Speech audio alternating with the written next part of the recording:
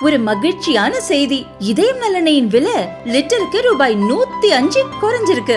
September 2023ல 1 litre இதயம் நல்லெண்ணெயின் அதிகபட்ச விலை ரூபாய் 503. ஆனா இப்ப 1 லிட்டர் இதயம் நல்லெண்ணெயின் விலை ரூபாய் 398 மட்டும்தான் தமிழ்நாட்டுல. அப்ப இனிமே எல்லாரும் இதயம் நல்லெண்ணெய் வாங்கலாம் இல்ல?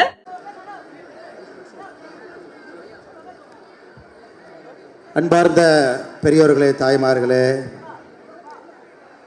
தேசிய ஜனநாயக கூட்டணி கட்சியினுடைய எல்லா தலைவர்களுடைய அன்பை ஏற்றுக்கொண்டு உங்களோடு கலந்து இன்று நாங்களும் இஃப்தார் நோன்பு திறப்பு நிகழ்விலே பங்கேற்பது ஒரு பெரிய பாகியமாக, ஆண்டவன் கொடுத்த ஒரு பெரிய வரப்பிரசாதமாக நாங்கள் கருதுகின்றோம்.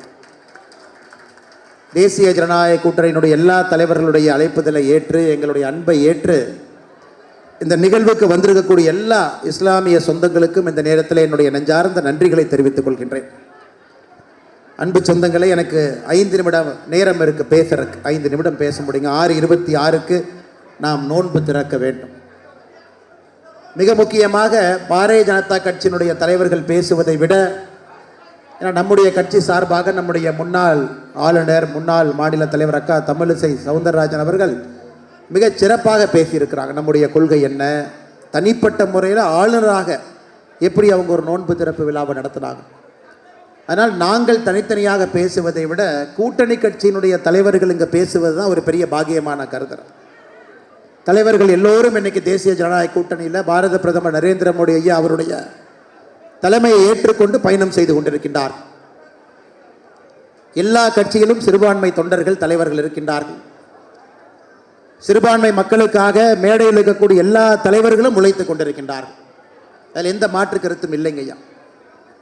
இன்னைக்கு பாரதிய ஜனதா கட்சியோ, மேடையில் இருக்கக்கூடிய நம்முடைய அன்பு தலைவர்களோ, நாங்கள் நம்முடைய சிறுபான்மை மக்களுக்கு என்ன செய்தோம் அப்படிங்கிறத ஆதாரப்பூர்வமாக சொல்ல முடியும். ஆனால் சிறுபான்மை மக்களுக்கு எதிரி என்று நம்மை சொல்லக்கூடிய திராவிட முன்னேற்ற கழகத்தில் நீங்கள் ஒரு 2 பாயிண்ட் சொல்லுங்கள், சிறுபான்மை மக்களுக்காக என்ன பண்ணியிருக்கீங்கன்னு கேட்டு பாருங்க.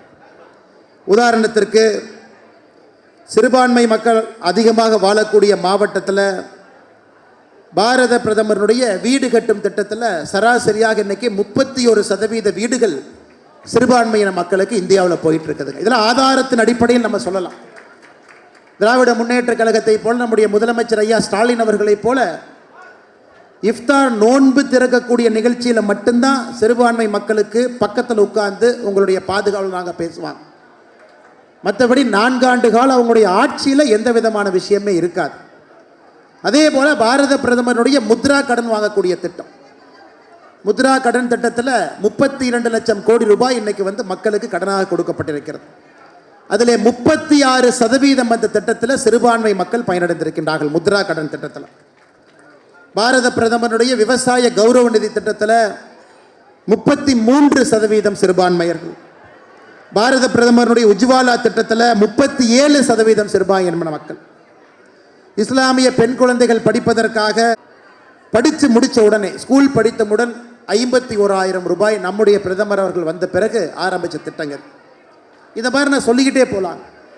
அதனால் நான் பாரதிய ஜனதா கட்சியினுடைய மாநில தலைவராக இதை செஞ்சிருக்கிறோம் அதை செஞ்சிருக்கோன்னு சொல்கிறதை விட, நம்முடைய கூட்டணி கட்சியினுடைய தலைவர்களும், நம்முடைய முன்னாள் ஆளுநர், முன்னாள் மாநில தலைவர் அக்கா தமிழிசை சவுந்தரராஜன் அவர்கள் எப்படி வாழ்ந்திருக்கின்றோம் என்பதை வர்ணிச்சிருக்கிறார்.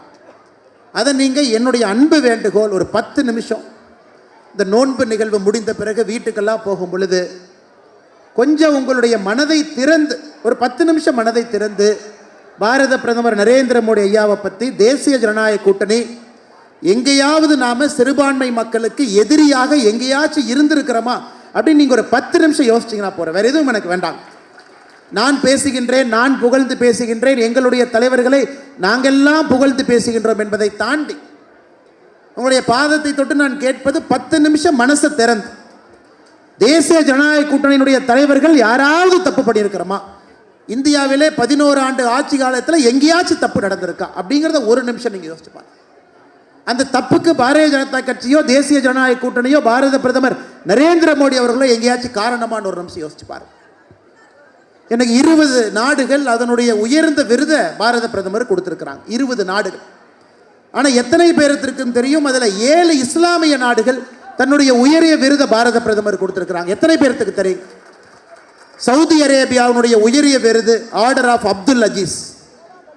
ஒரு இஸ்லாமிய நாடு, மெக்கா மதினா 2 புண்ணிய ஸ்தலங்கள் இருக்கக்கூடிய நாடு, அதனுடைய உயர்ந்த விருதை, நாட்டினுடைய விருதை பாரத பிரதமர் நரேந்திர மோடி அவர்களுக்கு 2016 கொடுத்திருக்கிறாங்க. ஆப்கானிஸ்தான் நாட்டினுடைய உயர்ந்த விருது state order of Ghazi Amir Amanullah Khan 2016 பாரத பிரதமர் நரேந்திர மோடி அவங்களுக்கு கொடுத்திருக்கிறாங்க. பாலஸ்தீன் நாட்டினுடைய உயர்ந்த விருது grand collar of the state of Palestine பாரத பிரதமர் நரேந்திர மோடி கொடுத்திருக்கிறாங்க.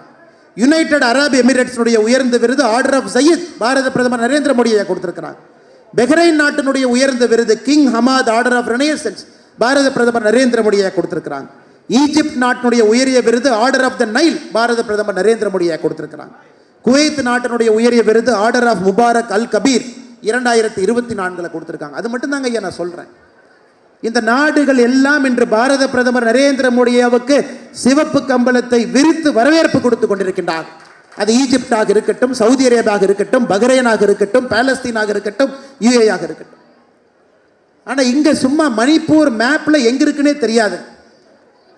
தமிழகத்தினுடைய முதலமைச்சர் ஐயா மு.க. ஸ்டாலின் அவர் கையில் இந்திய வரைபடத்தை கொடுத்து மணிப்பூர் மேப்பை தொட்டு காட்டு, நான் காலைல அரசியல் விட்டு போயிடுறேன். மணிப்பூர் எங்கே இருக்குன்னே தெரியாது, சத்தியமா தெரியாதுங்க. ஒரு பெண்ணை கொடுத்து மார்க் பண்ண சொல்லுங்க, தெரியாது. மணிப்பூர்ல நடந்ததற்கு பாரதிய ஜனதா கட்சி, பாரத பிரதமர் நரேந்திர மோடி அவர்கள் காங்கிரஸ் ஆட்சி காலத்தில் 10 ஆண்டு காலம் மணிப்பூர்ல என்ன நடந்துச்சுன்னு உங்களுக்கு தெரியும். Armed forces special powers act அந்த சட்டத்தை எடுக்க வேண்டும் என்பதற்காக அங்கிருந்த தாய்மார்கள் எல்லாம் ஆடையை கலட்டி விட்டு ரோட்டில் நடந்து போனாங்க காங்கிரஸ் ஆட்சி காலத்தில். அந்த மணிப்பூர் கொஞ்சம் கொஞ்சமாக அமைதி திரும்பி வந்து கொண்டிருக்கும் பொழுது 2 சமுதாயத்திற்கு ஏற்பட்ட நடந்த பிரச்சனையை இன்னைக்கு மறுபடியும் மாநில அரசு ராஜினாமா செய்து ஆளுநர் ஆட்சி மறுபடியும் அது ஒரு கண்ட்ரோலுக்கு வந்திருக்கு. எங்கே நடந்தாலும் உடனே பாரதிய ஜனதா கட்சியின் மீது, தேசிய ஜனநாயக கூட்டணியின் மீது பழியை போடுவது மட்டுமே முழு நேரமாக நம்முடைய முதலமைச்சர் ஐயா மு.க. ஸ்டாலின் அவங்க வச்சிருக்கிறாங்க. அதனால் நான் அதிகம் பேசுவதை விட என் அருமை இஸ்லாமிய சொந்தங்கள்கிட்ட அன்பான வேண்டுகோள், நாளை ஒரு 10 நிமிட காலம் நீங்கள் மனத்தை யோசிச்சு நாம் எங்கேயாச்சும் தவறு பண்ணியிருக்கிறோமா, இஸ்லாமிய சொந்தங்களுக்கு எதிராக நடந்திருக்கிறோமா அப்படிங்கிறத மட்டும் நீங்கள் யோசிக்கணும். என்னுடைய கடமை மறுபடியும் திரும்ப வந்து நோன்பு திறந்த பிறகு எல்லா தலைவருடைய பெயரை சொல்லி நன்றி தெரிவிப்பதற்கு அக்கா தேசி சரண் அவர்களோடு மறுபடியும் நான் இந்த மேடைக்கு வர்றேன்.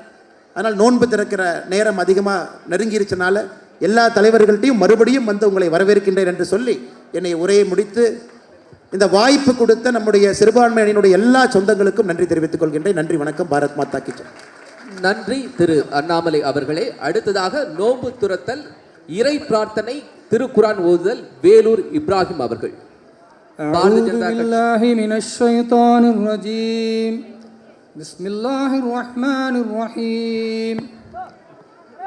ربنا آتنا في الدنيا حسنة وفي الآخرة حسنة وقنا عذاب النار. ربنا تقبل منا إنك أنت السميع العليم وتب علينا